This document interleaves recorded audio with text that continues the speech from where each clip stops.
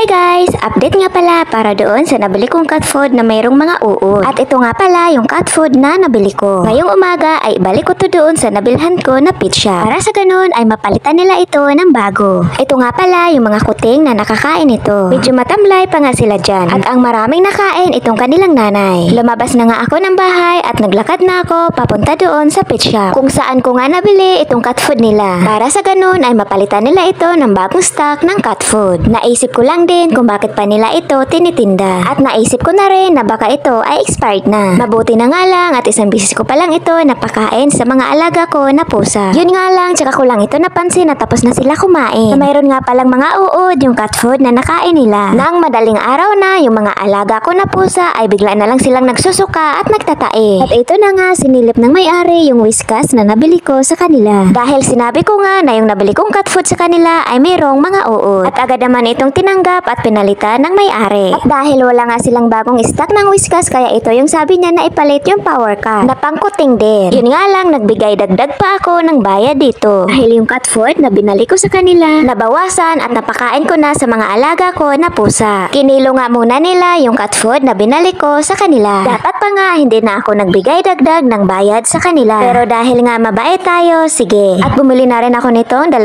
sachet ng Whiskas. At dumaan na rin pala ako dito para bumili ng atay ng baka. Bumili na rin ako ng 1 piraso ng pork chop. At dumaan na rin ako dito sa tindahan ng mga gulay. At bumili na nga rin ako dito ng kalabasa. At ito na nga pala yung nabili ko. Kaya naman naglalakad na ako para pauwi na. At habang ako nga ay naglalakad pa uwi, bigla na lang ako nakakita nito. Kaya naman agad ko ito na tiningnan. Pagkakita ko nga isang 20 pesos na barya. Kaya naman nabawi ko yung dinagdag ko na 20 pesos na binaya doon sa cat food. Totoo nga na may kasabihan na kapag mabait ka, ibabalik din sa'yo ito ni Lord. Kaya naman ugaliin pa rin natin na maging mabait. Huwag lang sobra-sobra yung tipong inaabuso ka na. Hindi nga lang ito na unang bisis na nakapulot ako ng 20 pesos sa daan. Minsan naman nakakapulot rin ako ng 10 piso, 5 piso. Minsan naman habang naglalakad ako, nakakita rin ako ng 25 cents sa daan. At yung 25 cent na yon, pinupulot ko nga rin. Dahil may kasabihan nga, ang bawat sentimo ay mahalaga. At pagdating ko nga dito sa bahay, yung mga alaga ko na pusa, sumuka na naman sila. Diyan ko nga muna sila nilagay. Sana nga magustuhan din nila yung bagong cat food. Dahil first time nga nila na kumain itong power cut na cat food. Dahil yung kinakain talaga nila yung cuties at yung Whiskas. At ito na nga mga nakaabang na ang mga kuting. Kaya naman agad ko sila na binigyan ng cat food. Mabuti na lang talaga at kumain na yung mga kuting. At mukhang nagustuhan rin naman nila itong bago nilang cat food. Pero itong kanilang nanay wala pa rin gana na kumain. At pinainom ko nga din pala sila ng dextrose powder. Thank you so much guys for watching!